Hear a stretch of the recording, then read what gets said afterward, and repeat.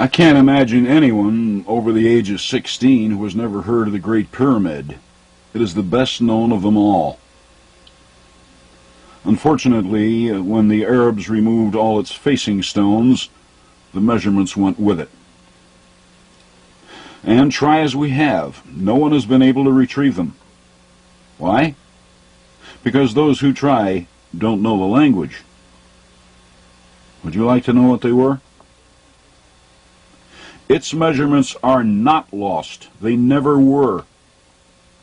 While men might destroy a monument dedicated to math, the math itself is eternal. Like any consciousness, matter is perishable, math is not. Remember Stonehenge? Its stones gave us its original measurements. Even though it is 2/3 destroyed, its measurements and message survive intact. The same is true of the Great Pyramid. Its most important measurement was its height, and retrieving it is quite simple. We already know one of the numbers required for the formula, the Great Pyramid's 360-degree meridian, the prime meridian of remote antiquity.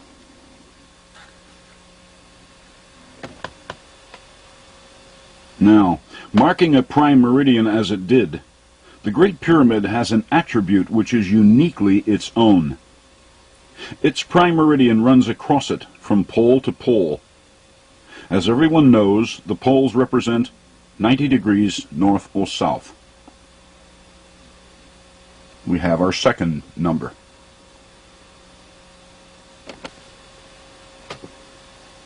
The other numbers we already know. The most important of all numbers in the matrix is the 57.295 degree radian. The next most important is alternate pi, which converts their radian-based system to metrological units of measure, as Stonehenge explained. Simply divide 90 by the radian and alternate pi, and then multiply the result by 360, and voila, the original height of the monument, 480.3471728 feet. And remember, that's feet, not meters, cubits, reeds, or stadiums, but feet. Too easy? Too quick? You were expecting maybe a formula that runs out in the next week? Granted, there are those among us who would prefer that this equation actually be complexity to the 90th power, in order that they alone might understand it. But the pyramids were left for all to see, for all to understand, not just a select few. And in order for that plan to bear fruit, simplicity was essential in the delivery on behalf of the builders.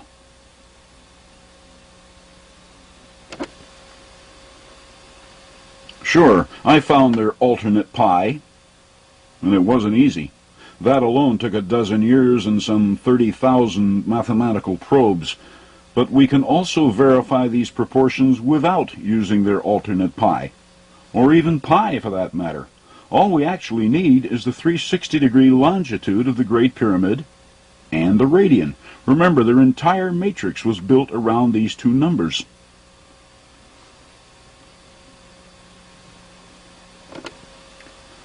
Take the generic 57.2957 radian and divide it by 360 degrees.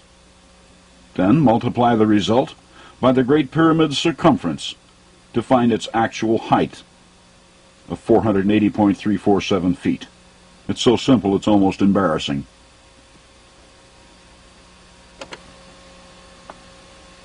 John Taylor could not argue his theory for the Great Pyramid for lack of measurements. And even if he had them available, he probably would not have known what they meant. Nobody was thinking in terms of a radian-based matrix at that time. The time was not right. But now it is. And again, we have the proportions of the Great Pyramid. Here they are, for the first time in 10 or 12,000 years. Its original specs.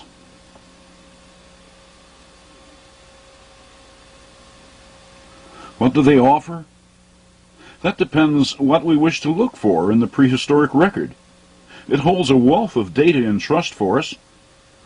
For example, the length of the year at that time.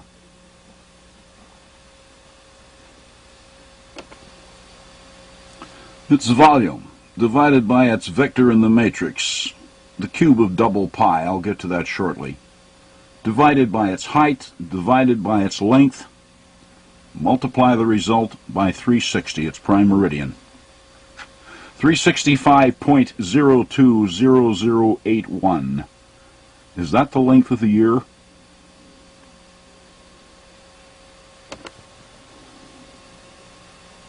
If so, it isn't the year we know. To us, the solar year is 365.2422 days long. So why the disparity? The solar year we know is not a constant. The only constants in physics are matter and energy. How they behave is now, always has been, and ever shall be subject to variations which affect matter and energy. This 365.2422 day year we like to hold as a constant in our perceptions is increasing in length. Ever hear of the leap second? It's a second of time that we add to our timekeeping from time to time in order to keep accurate track of time. Since 1972, we've added 18 of them. How long has this been going on? 1,500 years ago, the Mayans recorded the length of the year at exactly 365.2420 days. And the further back we study the oldest of calendars, the more they tend to focus on the whole number 365, as if they were trying to follow an earlier mandate of 365.02 that was known much earlier. Frankly, I don't think that the length of the solar year has ever been a constant, but there may once have been an ideal. This may be what we're looking at here. One of the reasons I say this is because this particular figure, which I call the solar year ideal, makes a good showing of itself in the matrix, locking itself on certain constants such as this one.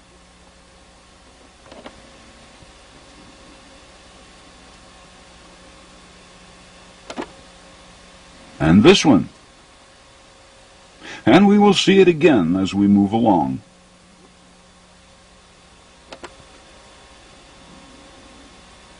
Besides, these measurements at the Great Pyramid are very precise, very securely locked into place, almost like a genetic code.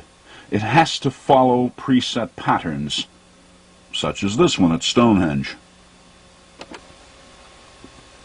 We take the smaller figure of its 48.6693 foot radius and divide it by its larger 305.798 foot circumference. Then multiply the result by 360 to find the radian. The Great Pyramid uses precisely the same coding. Take the smaller figure for the Great Pyramid's height and divide it by its larger base perimeter. Then multiply by 360 to find the radian again. A beautiful lock.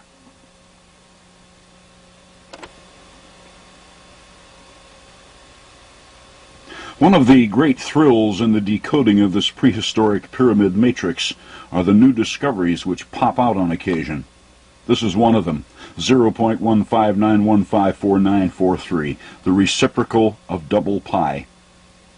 It's missing from our math books, but was obviously held in very high regard in antiquity, a mathematical constant in its own right, a ratio which exists between these multiples of double pi.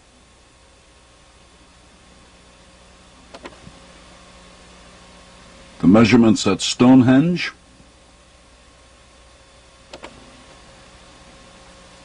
those at the Great Pyramid, and the base 360 system, and the radian.